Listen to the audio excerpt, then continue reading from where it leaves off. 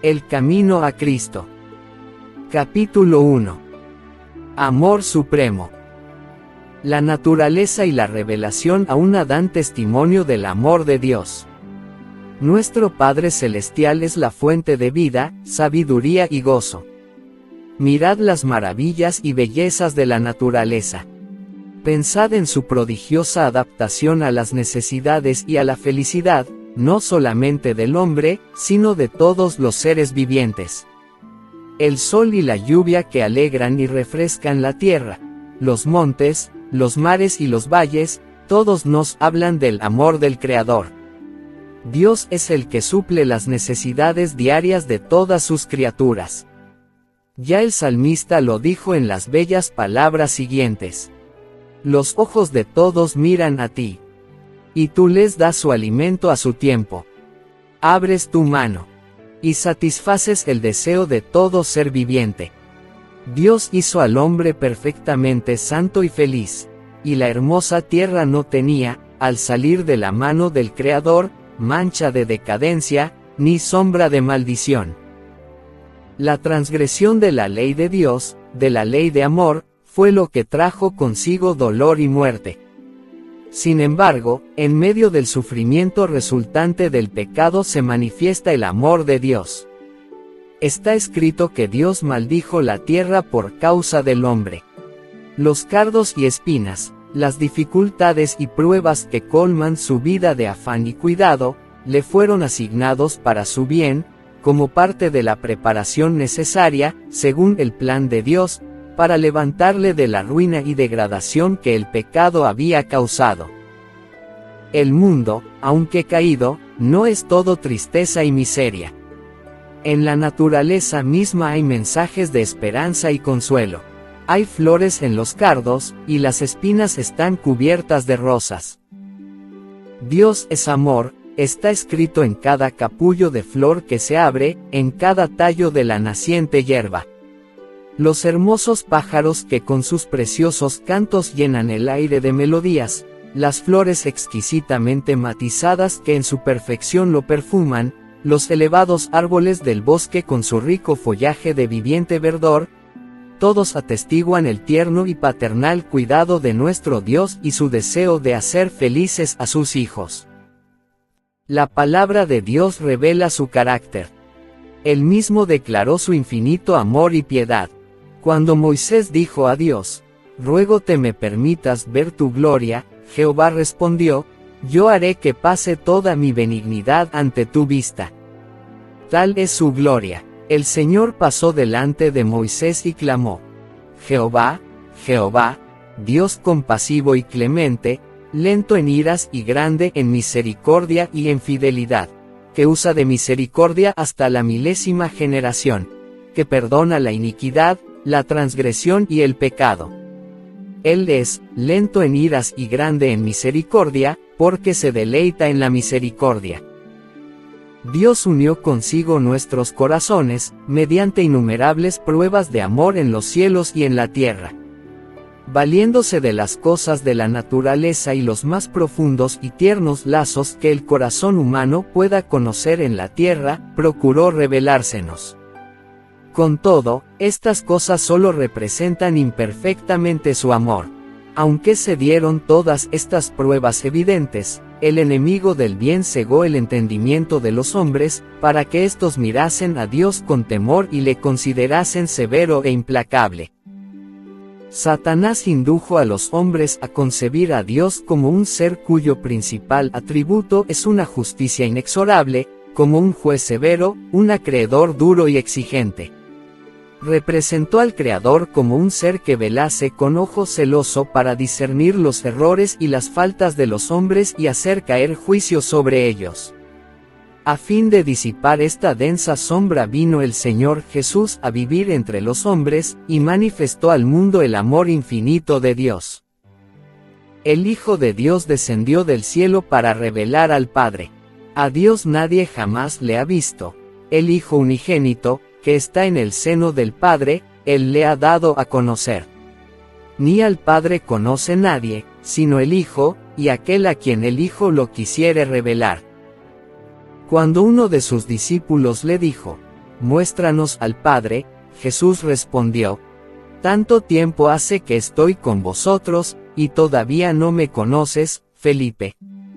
El que me ha visto a mí, ha visto al Padre. ¿Cómo pues dices tú, muéstranos al Padre? Jesús dijo, describiendo su misión terrenal: Jehová me ha ungido para anunciar buenas nuevas a los pobres, me ha enviado para proclamar libertad a los cautivos, y a los ciegos recobro de la vista, para poner en libertad a los oprimidos. Esta era su obra. Anduvo haciendo bien y sanando a todos los oprimidos de Satanás. Había aldeas enteras donde no se oía un gemido de dolor en casa alguna, porque él había pasado por ellas y sanado a todos sus enfermos. Su obra demostraba su unción divina. En cada acto de su vida revelaba amor, misericordia y compasión. Su corazón rebosaba de tierna simpatía por los hijos de los hombres. Se revistió de la naturaleza del hombre para poder simpatizar con sus necesidades. Los más pobres y humildes no tenían temor de allegársele. Aun los niñitos se sentían atraídos hacia él. Les gustaba subir a sus rodillas y contemplar su rostro pensativo, que irradiaba benignidad y amor. Jesús no suprimía una palabra de la verdad, pero siempre la expresaba con amor. En su trato con la gente hablaba con el mayor tacto, cuidado y misericordiosa atención. Nunca fue áspero ni pronunció innecesariamente una palabra severa, ni ocasionó a un alma sensible una pena inútil. No censuraba la debilidad humana. Decía la verdad, pero siempre con amor. Denunciaba la hipocresía, la incredulidad y la iniquidad, pero las lágrimas velaban su voz cuando profería sus penetrantes reprensiones. Lloró sobre Jerusalén, la ciudad amada, que rehusó recibirle, a él, que era el camino, la verdad y la vida. Sus habitantes habían rechazado al Salvador, mas él los consideraba con piadosa ternura. Fue la suya una vida de abnegación y preocupación por los demás.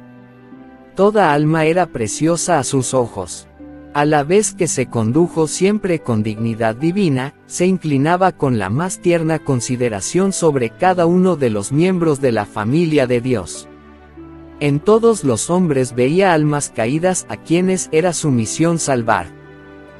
Tal fue el carácter que Cristo reveló en su vida. Tal es el carácter de Dios. Del corazón del Padre es de donde manan para todos los hijos de los hombres los ríos de la compasión divina, demostrada por Cristo. Jesús, el tierno y piadoso Salvador, era Dios, manifestado en la carne. Jesús vivió, sufrió y murió para redimirnos. Se hizo, varón de dolores, para que nosotros fuésemos hechos participantes del gozo eterno. Dios permitió que su Hijo amado, lleno de gracia y de verdad, viniese de un mundo de indescriptible gloria a esta tierra corrompida y manchada por el pecado, obscurecida por la sombra de muerte y maldición. Permitió que dejase el seno de su amor, la adoración de los ángeles, para sufrir vergüenza, insultos, humillación, odio y muerte. El castigo de nuestra paz cayó sobre él, y por sus llagas nosotros sanamos. Miradlo en el desierto, en el Getsemaní, sobre la cruz. El Hijo Inmaculado de Dios tomó sobre sí la carga del pecado. El que había sido uno con Dios sintió en su alma la terrible separación que el pecado crea entre Dios y el hombre. Esto arrancó de sus labios el angustioso clamor: Dios mío, ¿por qué me has desamparado? Fue la carga del pecado, el reconocimiento de su terrible enormidad y de la separación que causa entre el alma y Dios, lo que quebrantó el corazón del Hijo de Dios. Pero este gran sacrificio no fue hecho para crear amor en el corazón del Padre hacia el hombre, ni para moverle a salvarnos. No, porque de tal manera amó Dios al mundo, que dio a su Hijo unigénito. Si el Padre nos ama no es a causa de la gran propiciación, sino que Él proveyó la propiciación porque nos ama. Cristo fue el medio por el cual el Padre pudo derramar su amor infinito sobre un mundo caído.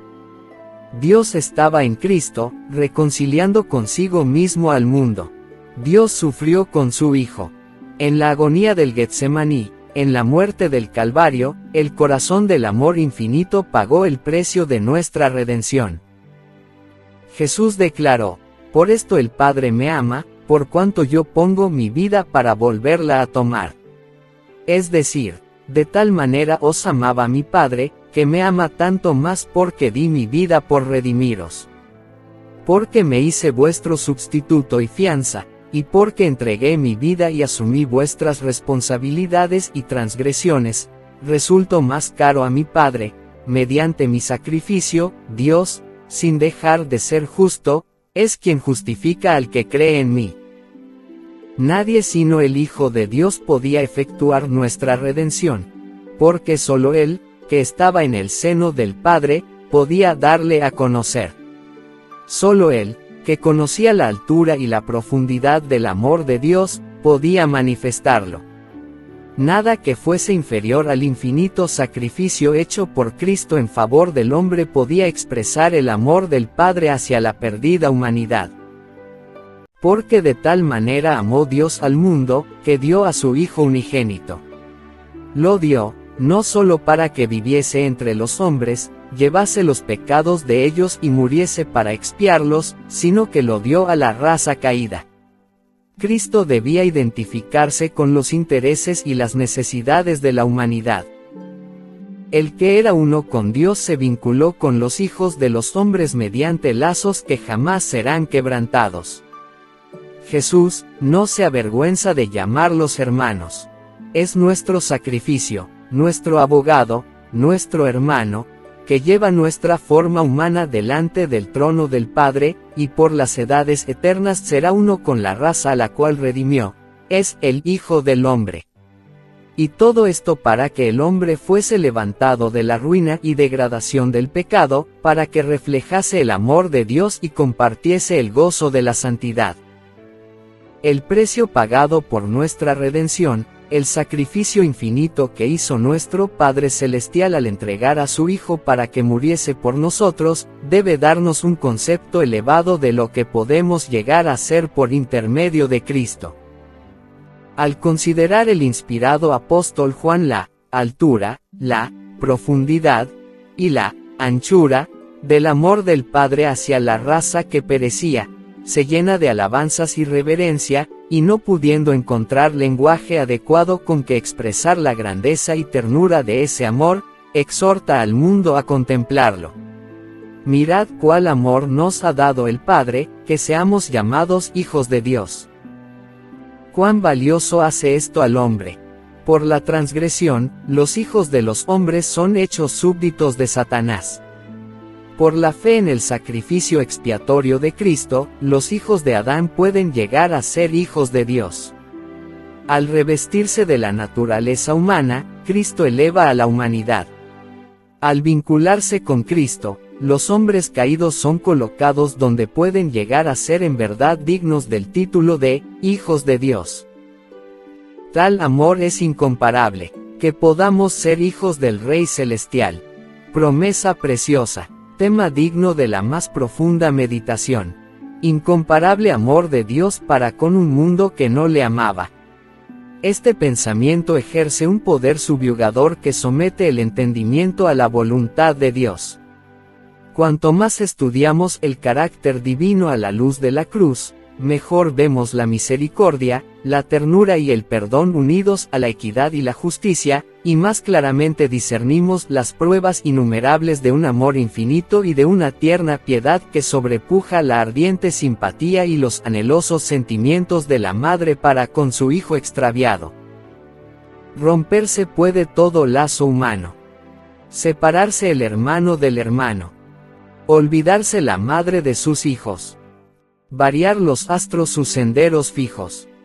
Mas ciertamente nunca cambiará el amor providente de Jehová. Capítulo 2. La más urgente necesidad del hombre. El hombre estaba dotado originalmente de facultades nobles y de un entendimiento bien equilibrado. Era perfecto y estaba en armonía con Dios. Sus pensamientos eran puros, sus designios santos. Pero por la desobediencia, sus facultades se pervirtieron y el egoísmo reemplazó el amor. Su naturaleza quedó tan debilitada por la transgresión que ya no pudo, por su propia fuerza, resistir el poder del mal. Fue hecho cautivo por Satanás, y hubiera permanecido así para siempre si Dios no hubiese intervenido de una manera especial. El tentador quería desbaratar el propósito que Dios había tenido cuando creó al hombre. Así llenaría la tierra de sufrimiento y desolación y luego señalaría todo ese mal como resultado de la obra de Dios al crear al hombre. En su estado de inocencia, el hombre gozaba de completa comunión con aquel, en quien están escondidos todos los tesoros de la sabiduría y de la ciencia. Pero después de su caída no pudo encontrar gozo en la santidad y procuró ocultarse de la presencia de Dios. Tal es aún la condición del corazón que no ha sido regenerado. No está en armonía con Dios ni encuentra gozo en la comunión con Él. El pecador no podría ser feliz en la presencia de Dios, le desagradaría la compañía de los seres santos. Y si se le pudiese admitir en el cielo, no hallaría placer allí. El espíritu de amor abnegado que reina allí, donde todo corazón corresponde al corazón del amor infinito, no haría vibrar en su alma cuerda alguna de simpatía. Sus pensamientos, sus intereses inmóviles serían distintos de los que mueven a los moradores celestiales. Sería una nota discordante en la melodía del cielo. Este sería para él un lugar de tortura. Ansiaría esconderse de la presencia de aquel que es su luz y el centro de su gozo. No es un decreto arbitrario de parte de Dios el que excluye del cielo a los impíos. Ellos mismos se han cerrado las puertas por su propia ineptitud para el compañerismo que allí reina. La gloria de Dios sería para ellos un fuego consumidor. Desearían ser destruidos a fin de ocultarse del rostro de aquel que murió para salvarlos. Es imposible que escapemos por nosotros mismos del hoyo de pecado en el que estamos sumidos. Nuestro corazón es malo, y no lo podemos cambiar. ¿Quién podrá sacar cosa limpia de inmunda? Ninguno. El ánimo carnal es enemistad contra Dios, pues no está sujeto a la ley de Dios, ni a la verdad lo puede estar. La educación, la cultura, el ejercicio de la voluntad, el esfuerzo humano, todos tienen su propia esfera, pero no tienen poder para salvarnos. Pueden producir una corrección externa de la conducta, pero no pueden cambiar el corazón, no pueden purificar las fuentes de la vida. Debe haber un poder que obre desde el interior, una vida nueva de lo alto, antes que el hombre pueda convertirse del pecado a la santidad. Ese poder es Cristo. Únicamente su gracia puede vivificar las facultades muertas del alma y atraer esta a Dios, a la santidad. El Salvador dijo: a menos que el hombre naciere de nuevo, a menos que reciba un corazón nuevo, nuevos deseos, designios inmóviles que lo guíen a una nueva vida, no puede ver el reino de Dios. La idea de que lo único necesario es que se desarrolle lo bueno que existe en el hombre por naturaleza, es un engaño fatal. El hombre natural no recibe las cosas del Espíritu de Dios, porque le son insensatez, ni las puede conocer, por cuanto se disciernen espiritualmente. No te maravilles de que te dije, os es necesario nacer de nuevo. De Cristo está escrito: en él estaba la vida, y la vida era la luz de los hombres, el único nombre debajo del cielo, dado a los hombres, en el cual podamos ser salvos. No basta comprender la amante bondad de Dios ni percibir la benevolencia y ternura paternal de su carácter. No basta discernir la sabiduría y justicia de su ley, ver que está fundada sobre el eterno principio del amor.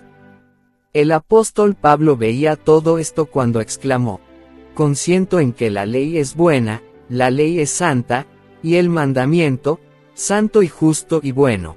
Mas, en la amargura de su alma agonizante y desesperada, añadió, soy carnal, vendido bajo el poder del pecado. Ansiaba la pureza, la justicia que no podía alcanzar por sí mismo, y dijo, oh hombre infeliz que soy. ¿Quién me libertará de este cuerpo de muerte? La misma exclamación ha subido en todas partes y en todo tiempo, de corazones cargados. Para todos ellos hay una sola contestación. He aquí el Cordero de Dios, que quita el pecado del mundo. Muchas son las figuras por las cuales el Espíritu de Dios ha procurado ilustrar esta verdad y hacerla clara para las almas que desean verse libres de la carga de culpabilidad. Cuando Jacob huyó de la casa de su padre, después de haber pecado engañando a Esaú, estaba abrumado por el peso de su culpa. Se sentía solo, abandonado y separado de todo lo que le hacía preciosa la vida. El pensamiento que sobre todo oprimía su alma era el temor de que su pecado le hubiese apartado de Dios y dejado desamparado del cielo. Embargado por la tristeza, se recostó para descansar sobre la tierra desnuda. Rodeábanle las solitarias montañas y cubríale la bóveda celeste con su manto de estrellas. Habiéndose dormido, una luz extraña embargó su visión, y he aquí, de la llanura donde estaba acostado, una amplia escalera etérea parecía conducir a lo alto, hasta las mismas puertas del cielo, y los ángeles de Dios subían y descendían por ella, mientras que desde la gloria de las alturas se oía que la voz divina pronunciaba un mensaje de consuelo y esperanza. Así fue revelado a Jacob lo que satisfacía la necesidad y ansia de su alma, un Salvador. Con gozo y gratitud vio que se le mostraba un camino por el cual él, aunque pecador, podía ser devuelto a la comunión con Dios. La mística escalera de su sueño representaba al Señor Jesús, el único medio de comunicación entre Dios y el hombre. A esta misma figura se refirió Cristo en su conversación con Natanael cuando dijo, veréis abierto el cielo, y a los ángeles de Dios subiendo y bajando sobre el Hijo del Hombre. Al caer en pecado, el hombre se enajenó de Dios, la tierra quedó separada del cielo. A través del abismo existente entre ambos no podía haber comunicación alguna. Sin embargo, mediante el Señor Jesucristo, el mundo fue nuevamente unido al cielo. Con sus propios méritos, Cristo creó un puente sobre el abismo que el pecado había abierto, de tal manera que los hombres pueden tener ahora comunión con los ángeles ministradores.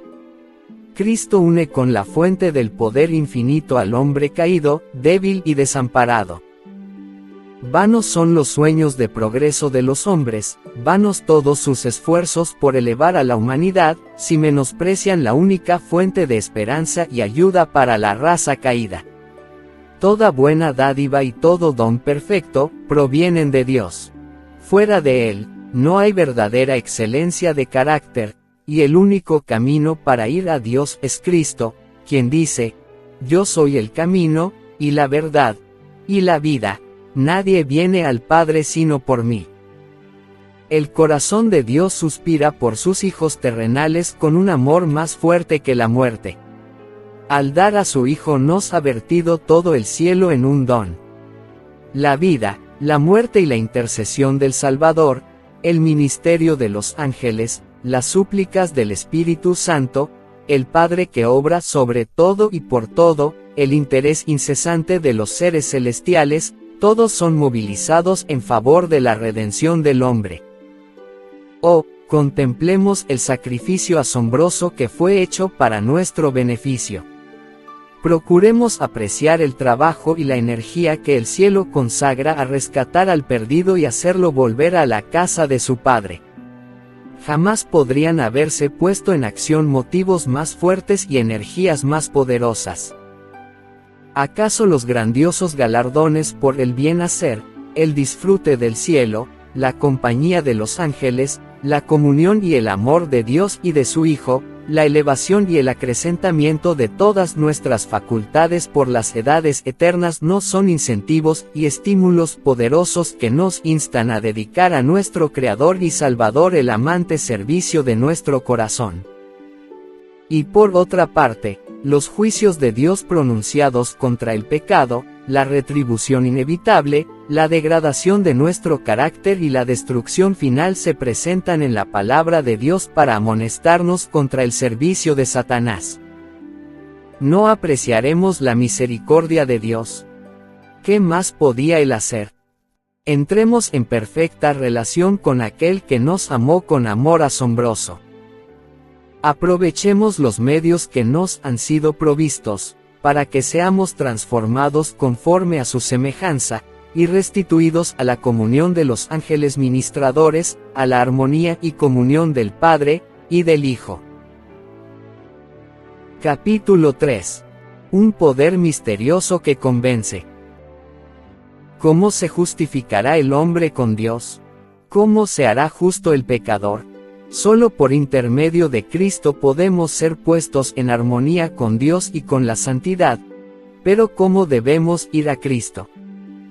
Muchos formulan hoy la misma pregunta que hizo la multitud el día de Pentecostés, cuando, convencida de pecado, exclamó: ¿qué haremos?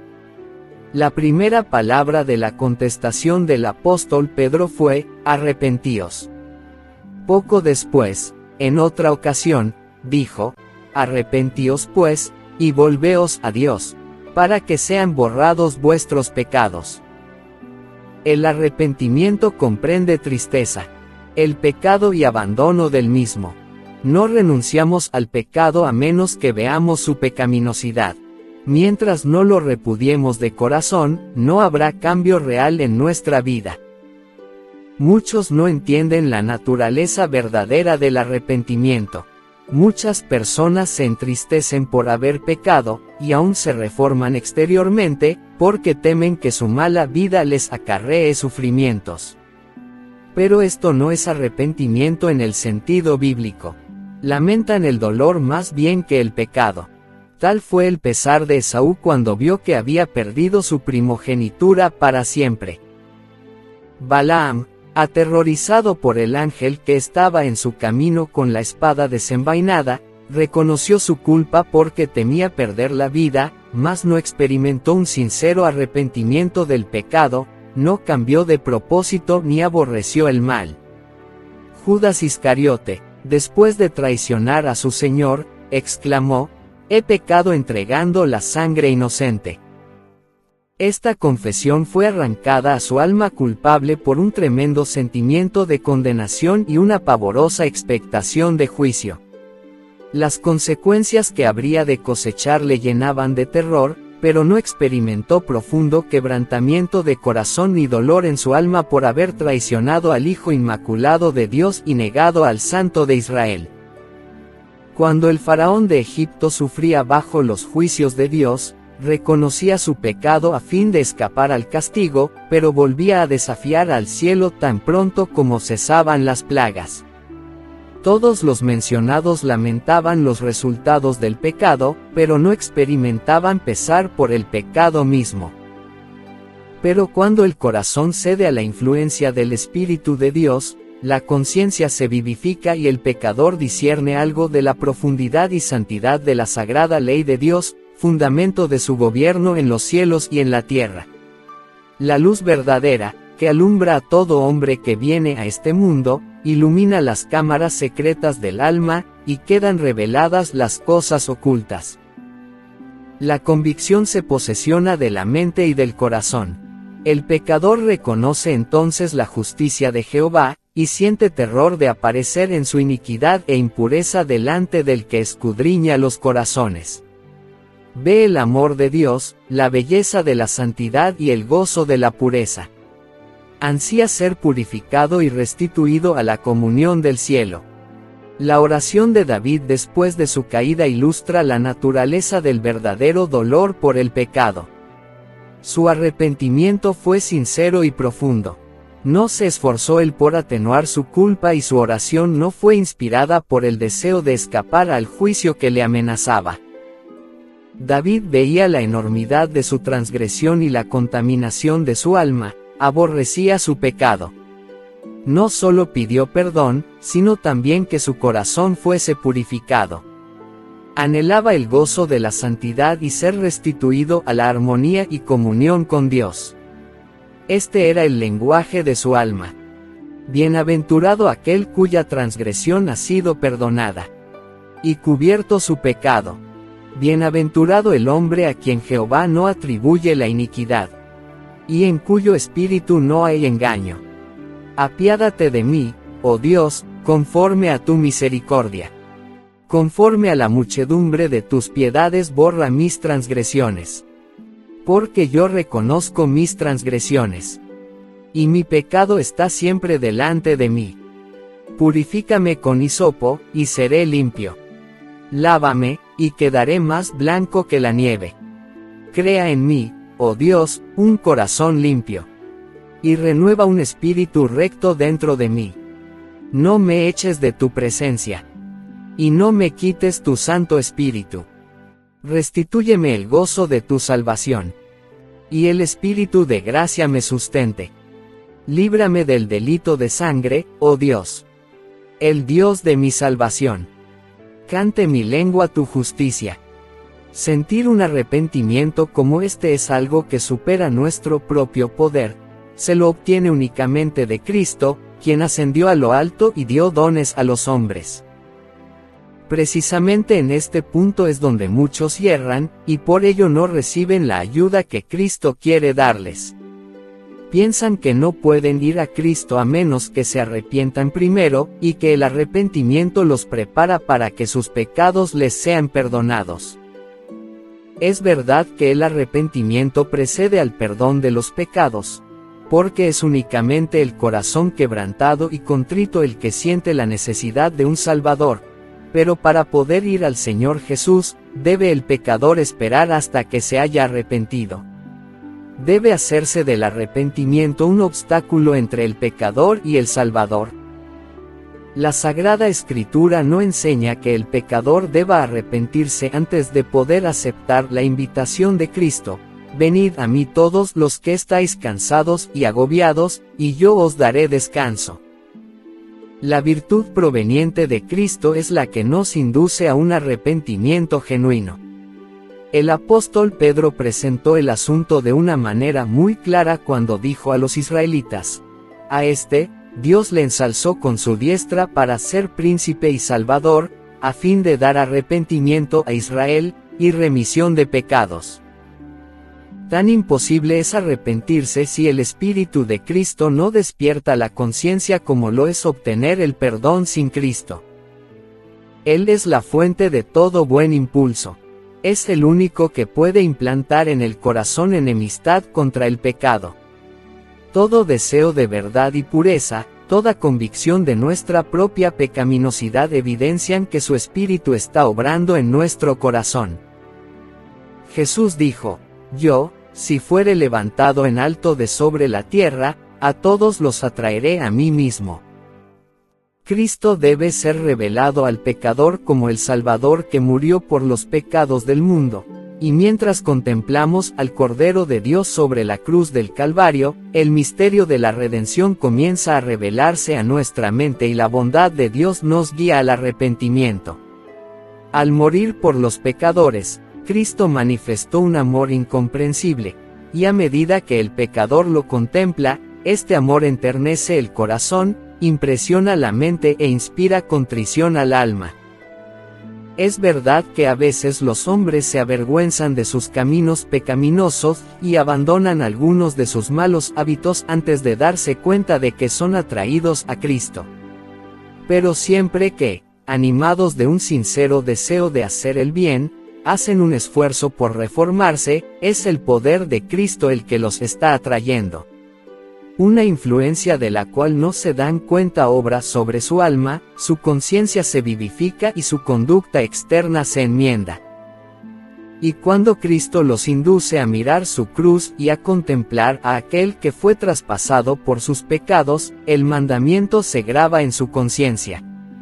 les es revelada la maldad de su vida, el pecado profundamente arraigado en su alma.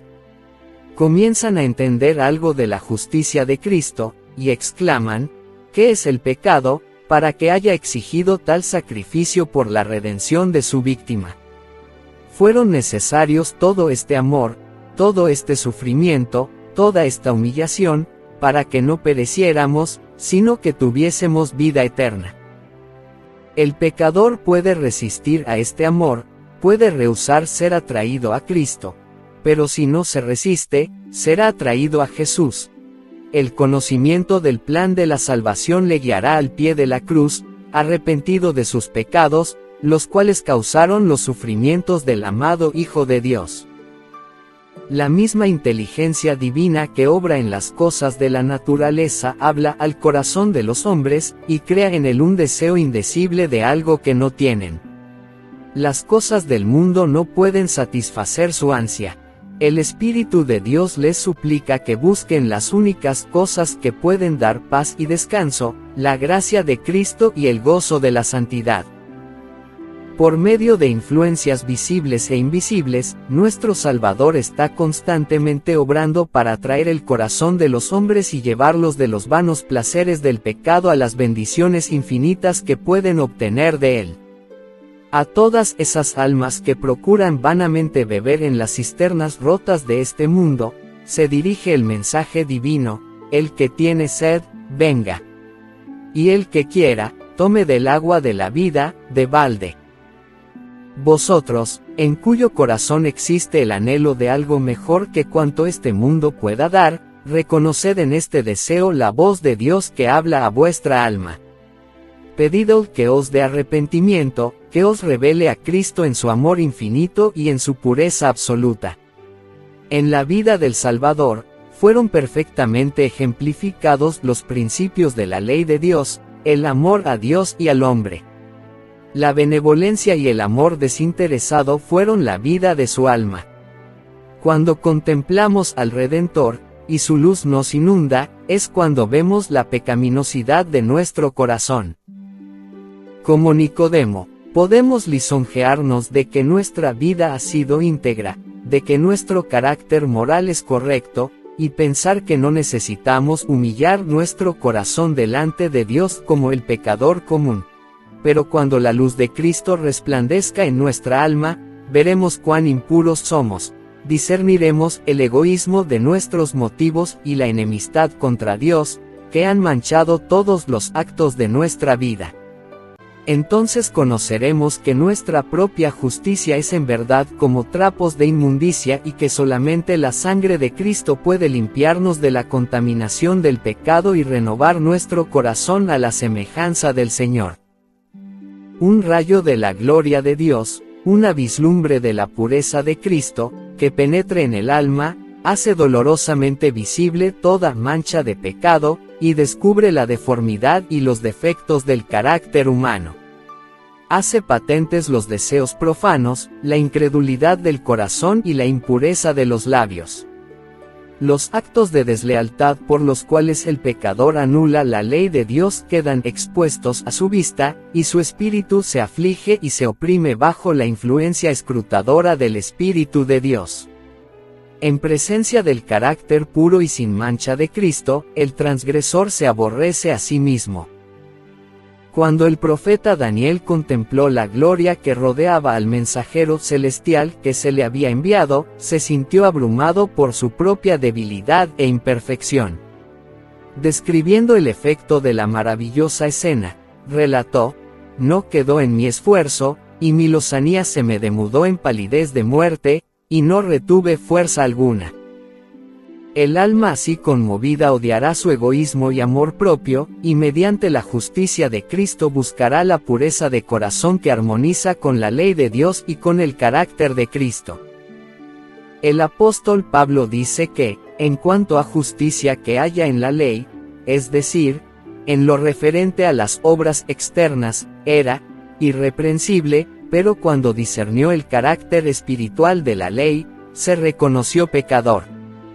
Juzgado por la letra de la ley como los hombres la aplican a la vida externa, él se había abstenido de pecar, pero cuando miró en la profundidad de los santos preceptos, y se vio como Dios le veía, se humilló profundamente y confesó así su culpabilidad.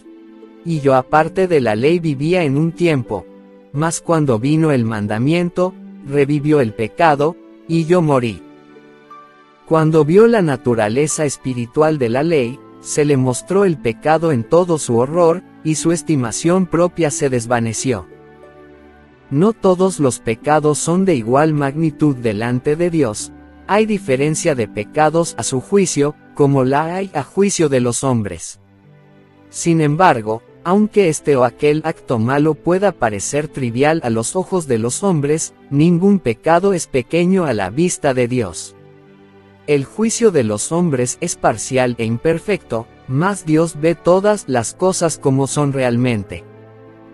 Al borracho se le desprecia y se le dice que su pecado le excluirá del cielo, mientras que demasiado a menudo el orgullo, el egoísmo y la codicia no son reprendidos. Sin embargo, son pecados que ofenden en forma especial a Dios, porque contrarían la benevolencia de su carácter, ese amor abnegado que es la misma atmósfera del universo que no ha caído. El que comete alguno de los pecados más groseros puede avergonzarse y sentir su pobreza y necesidad de la gracia de Cristo, pero el orgulloso no siente necesidad alguna y así cierra su corazón a Cristo y se priva de las infinitas bendiciones que Él vino a derramar. El pobre publicano que oraba diciendo, Dios, ten misericordia de mí, pecador. Se consideraba como un hombre muy malvado, y así le veían los demás, pero él sentía su necesidad, y con su carga de pecado y vergüenza se presentó a Dios e imploró su misericordia. Su corazón estaba abierto para que el Espíritu de Dios hiciese en él su obra de gracia y le libertase del poder del pecado. La oración jactanciosa y presuntuosa del fariseo demostró que su corazón estaba cerrado a la influencia del Espíritu Santo. Por estar lejos de Dios, no tenía idea de su propia corrupción, que contrastaba con la perfección de la santidad divina. No sentía necesidad alguna y nada recibió. Si percibís vuestra condición pecaminosa, no aguardéis hasta haceros mejores a vosotros mismos. ¿Cuántos hay que piensan que no son bastante buenos para ir a Cristo? ¿Esperáis haceros mejores por vuestros propios esfuerzos? Mudará el negro su pellejo, y el leopardo sus manchas. Así también podréis vosotros hacer bien, estando habituados a hacer mal. Únicamente en Dios hay ayuda para nosotros. No debemos permanecer en espera de persuasiones más fuertes, de mejores oportunidades, o de tener un carácter más santo. Nada podemos hacer por nosotros mismos. Debemos ir a Cristo tales como somos. Pero nadie se engañe a sí mismo pensando que Dios, en su grande amor y misericordia, salvará aún a los que rechazan su gracia. La excesiva corrupción del pecado puede medirse tan solo a la luz de la cruz. Cuando los hombres insisten en que Dios es demasiado bueno para desechar al pecador, miren al Calvario. Si Cristo cargó con la culpa del desobediente y sufrió en lugar del pecador, fue porque no había otra manera en que el hombre pudiera salvarse, porque sin ese sacrificio era imposible que la familia humana escapase del poder contaminador del pecado y fuese restituida a la comunión con seres santos, era imposible que volviese a participar de la vida espiritual. El amor, los sufrimientos y la muerte del Hijo de Dios, todo atestigua la terrible enormidad del pecado y prueba que no hay modo de escapar de su poder ni esperanza de una vida superior, sino mediante la sumisión del alma a Cristo. Algunas veces los impenitentes se excusan diciendo de los que profesan ser cristianos, soy tan bueno como ellos. No son más abnegados, sobrios ni circunspectos en su conducta que yo. Les gustan los placeres y la complacencia propia tanto como a mí. Así hacen de las faltas ajenas una excusa para descuidar su deber. Pero los pecados y las faltas de otros no disculpan a nadie, porque el Señor no nos ha dado un modelo humano sujeto a errar. El Inmaculado Hijo de Dios es quien nos ha sido dado como ejemplo, y los que se quejan de la mala conducta de quienes profesan ser creyentes deberían presentar una vida mejor y ejemplos más nobles. Si tienen un concepto tan alto de lo que un cristiano debe ser, no es su pecado tanto mayor. Saben lo que es correcto, y sin embargo rehúsan hacerlo. Tened cuidado con las dilaciones. No posterguéis la obra de abandonar vuestros pecados y buscar la pureza del corazón por medio del Señor Jesús. En esto es donde miles y miles han errado a costa de su perdición eterna. No insistiré aquí en la brevedad e incertidumbre de la vida, pero se corre un terrible peligro, que no se comprende lo suficiente, cuando se posterga el acto de ceder a la voz suplicante del Santo Espíritu de Dios y se prefiere vivir en el pecado, porque tal demora consiste realmente en esto. No se puede continuar en el pecado, por pequeño que se lo considere, sin correr el riesgo de una pérdida infinita. Lo que no venzamos nos vencerá a nosotros y nos destruirá. Adán y Eva se convencieron de que de un acto tan ínfimo como el de comer la fruta prohibida no podrían resultar consecuencias tan terribles como las que Dios había anunciado. Pero ese acto pequeño era una transgresión de la ley santa e inmutable de Dios y separó de éste al hombre y abrió las compuertas por las cuales se volcaron sobre nuestro mundo la muerte y desgracias innumerables. Y como consecuencia de la desobediencia del hombre, siglo tras siglo ha subido de nuestra tierra un continuo lamento de aflicción y aún a la creación gime bajo la carga terrible del dolor. El cielo mismo ha sentido los efectos de la rebelión del hombre contra Dios. El Calvario se destaca como un recuerdo del sacrificio asombroso que se requirió para expiar la transgresión de la ley divina. No consideremos, pues, el pecado como cosa trivial. Toda transgresión, todo descuido o rechazamiento de la gracia de Cristo, obra indirectamente sobre nosotros, endurece el corazón, deprava la voluntad, entorpece el entendimiento, y no solo os vuelve menos inclinados a ceder, sino también menos capaces de oír las tiernas súplicas del Espíritu de Dios. Muchos están apaciguando su conciencia inquieta con el pensamiento de que pueden cambiar su mala conducta cuando quieran, de que pueden tratar con ligereza las invitaciones de la misericordia y, sin embargo, seguir sintiendo las impresiones de ella. Piensan que después de menospreciar al Espíritu de gracia, después de echar su influencia del lado de Satanás, en un momento de extrema necesidad pueden cambiar su modo de proceder. Pero esto no se logra tan fácilmente. La experiencia y la educación de una vida entera han amoldado de tal manera el carácter, que pocos desean después recibir la imagen de Jesús. Un solo rasgo malo en el carácter, un solo deseo pecaminoso, persistentemente albergado, neutraliza con el tiempo todo el poder del Evangelio. Cada vez que uno cede al pecado, se fortalece la aversión del alma hacia Dios. El hombre que manifiesta un descreído atrevimiento o una estólida indiferencia hacia la verdad, no está sino cegando la cosecha de su propia siembra. En toda la Escritura no hay amonestación más terrible contra el hábito de jugar con el mal que estas palabras del sabio: prenderán al impío sus propias iniquidades. Cristo está listo para libertarnos del pecado, pero no fuerza la voluntad, y si ésta, por la persistencia en la transgresión, se inclina por completo al mal, y no deseamos ser libres ni queremos aceptar la gracia de Cristo, ¿qué más puede Él hacer? Al rechazar deliberadamente su amor, hemos labrado nuestra propia destrucción. He aquí ahora es el tiempo acepto. He aquí ahora es el día de salvación. Hoy, si oyereis su voz, no endurezcáis vuestros corazones. El hombre ve lo que aparece, mas el Señor ve el corazón. El corazón humano con sus encontradas emociones de gozo y de tristeza, el extraviado y caprichoso corazón, morada de tanta impureza y engaño. El Señor conoce sus motivos, sus mismos intentos y designios. Hay día el con vuestra alma manchada tal cual está. Como el salmista, abrid sus cámaras al ojo que todo lo ve, exclamando, escudriñame, oh Dios, y conoce mi corazón. Ensáyame, y conoce mis pensamientos. Y ve si hay en mí algún camino malo, y guíame en el camino eterno. Muchos aceptan una religión intelectual, una forma de santidad, sin que el corazón esté limpio. Sea vuestra oración. Crea en mí, oh Dios, un corazón limpio, y renueva un espíritu recto dentro de mí. Sed leales con vuestra propia alma. Sed tan diligentes, tan persistentes, como lo seríais si vuestra vida mortal estuviese en peligro.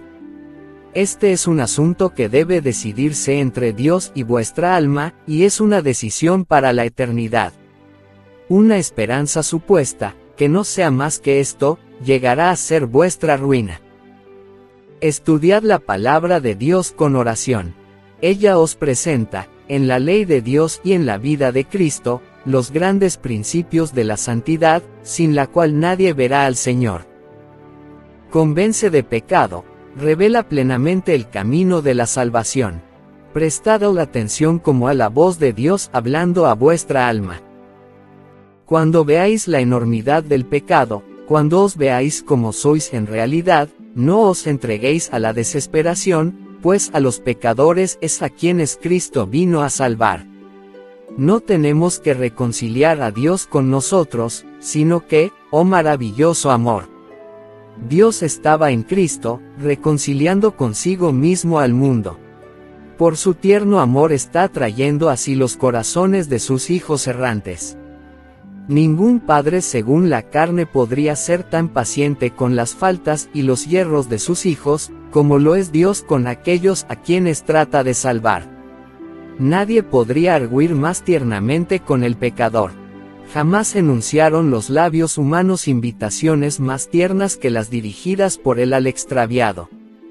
Todas sus promesas, sus amonestaciones, no son sino la expresión de su amor inefable. Cuando Satanás acude a decirte que eres un gran pecador, alza los ojos a tu Redentor y habla de sus méritos. Lo que te ayudará será mirar su luz. Reconoce tu pecado, pero di al enemigo que, Cristo Jesús vino al mundo para salvar a los pecadores. Y que puedes ser salvo por su incomparable amor. El Señor Jesús hizo una pregunta a Simón con respecto a dos deudores. El primero debía a su Señor una suma pequeña y el otro una muy grande. Pero él perdonó a ambos, y Cristo preguntó a Simón cuál deudor amaría más a su Señor. Simón contestó, aquel a quien más perdonó. Hemos sido grandes deudores, pero Cristo murió para que fuésemos perdonados. Los méritos de su sacrificio son suficientes para presentarlos al Padre en nuestro favor. Aquellos a quienes ha perdonado más le amarán más, y estarán más cerca de su trono para alabarle por su grande amor y su sacrificio infinito. Cuanto más plenamente comprendemos el amor de Dios, mejor nos percatamos de la pecaminosidad del pecado. Cuando vemos cuán larga es la cadena que se nos arrojó para rescatarnos, cuando entendemos algo del sacrificio infinito que Cristo hizo en nuestro favor, nuestro corazón se derrite de ternura y contrición.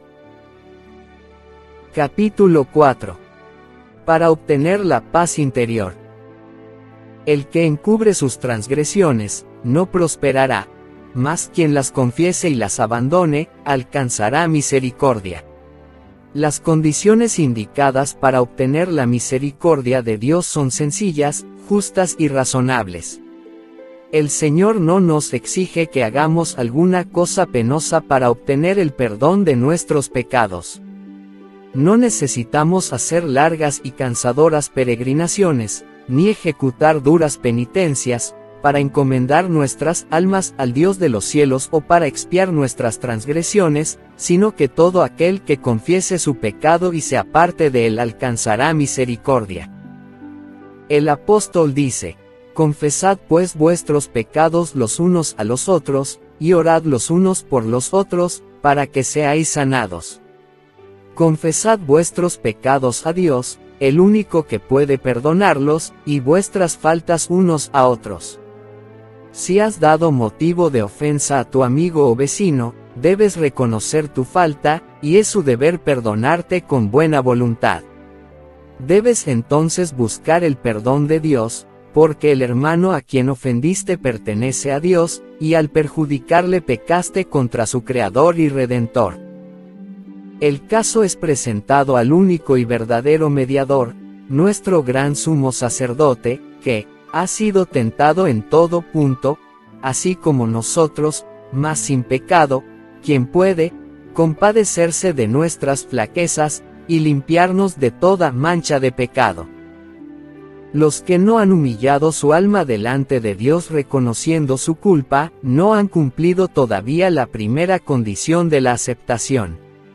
Si no hemos experimentado ese arrepentimiento del cual nadie debe arrepentirse, y no hemos confesado nuestros pecados con verdadera humillación del alma y quebrantamiento del espíritu, aborreciendo nuestra iniquidad, no hemos buscado verdaderamente el perdón de nuestros pecados, y si nunca lo hemos buscado, no hemos encontrado la paz de Dios.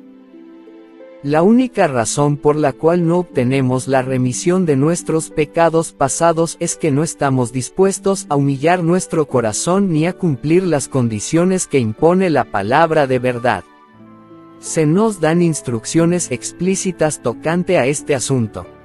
La confesión de nuestros pecados, ya sea pública o privada, debe ser de corazón y voluntaria. No debe ser arrancada al pecador. No debe hacerse de un modo ligero y descuidado o exigirse de aquellos que no tienen una comprensión real del carácter aborrecible del pecado. La confesión que brota de lo íntimo del alma sube al Dios de piedad infinita. El salmista dice: cercano está Jehová a los quebrantados de corazón, y salva a los de espíritu contrito. La verdadera confesión es siempre de un carácter específico y reconoce pecados particulares. Pueden ser de tal naturaleza que solo puedan presentarse delante de Dios. Pueden ser males que deban confesarse individualmente a los que hayan sufrido daño por ellos. Pueden ser de un carácter público, y en ese caso deberán confesarse públicamente.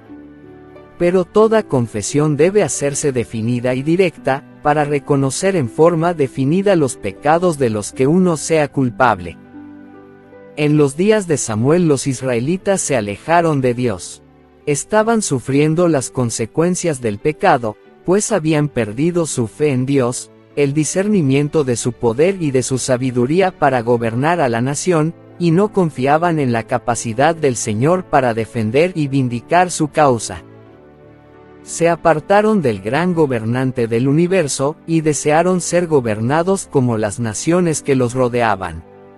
Antes de encontrar paz hicieron esta confesión explícita: porque a todos nuestros pecados hemos añadido esta maldad de pedir para nosotros un rey.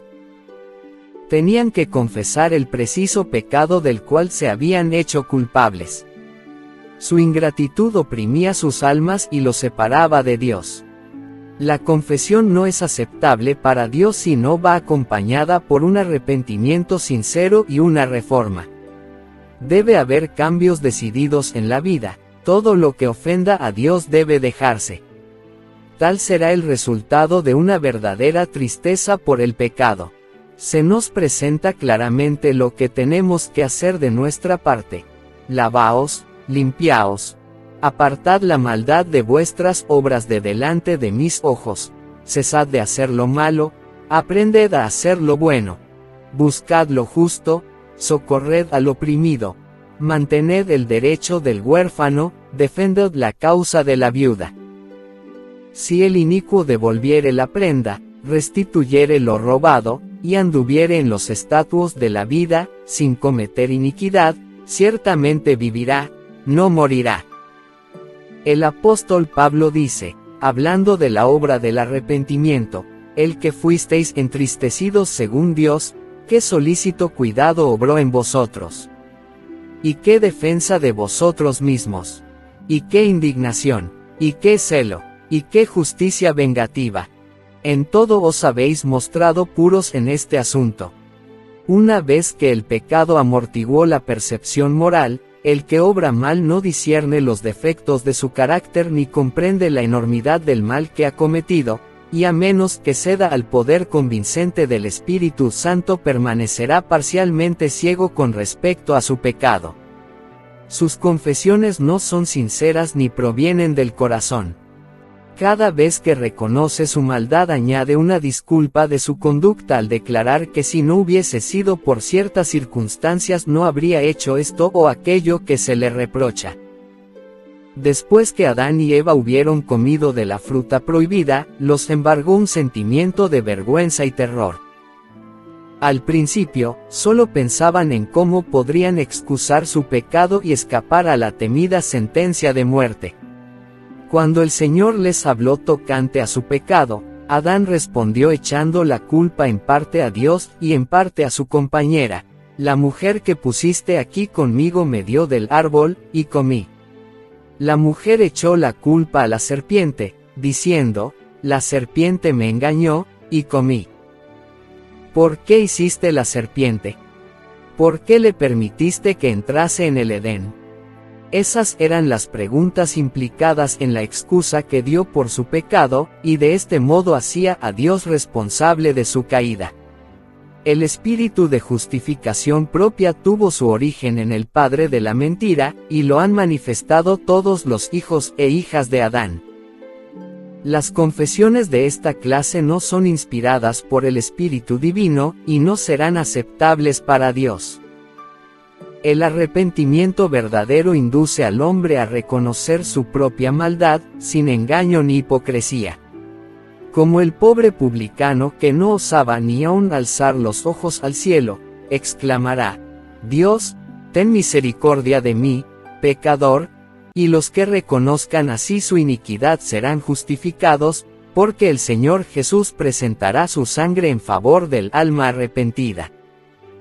Los ejemplos de arrepentimiento y humillación genuinos que da la palabra de Dios revelan un espíritu de confesión que no busca excusas por el pecado ni intenta su justificación propia. El apóstol Pablo no procuraba defenderse, sino que pintaba su pecado con sus colores más oscuros y no intentaba atenuar su culpa. Dijo: lo cual también hice en Jerusalén, encerrando yo mismo en la cárcel a muchos de los santos, habiendo recibido autorización de parte de los jefes de los sacerdotes, y cuando se les daba muerte, yo echaba mi voto contra ellos. Y castigándolos muchas veces, por todas las sinagogas, les hacía fuerza para que blasfemasen, y estando sobremanera enfurecido contra ellos, iba en persecución de ellos hasta las ciudades extranjeras. Sin vacilar declaró: Cristo Jesús vino al mundo para salvar a los pecadores, de los cuales yo soy el primero. El corazón humilde y quebrantado, enternecido por el arrepentimiento genuino, apreciará algo del amor de Dios y del costo del Calvario, y como el Hijo se confiesa a un Padre amoroso, así presentará el que esté verdaderamente arrepentido todos sus pecados delante de Dios. Y está escrito: si confesamos nuestros pecados, Él es fiel y justo para perdonarnos nuestros pecados, y limpiarnos de toda iniquidad.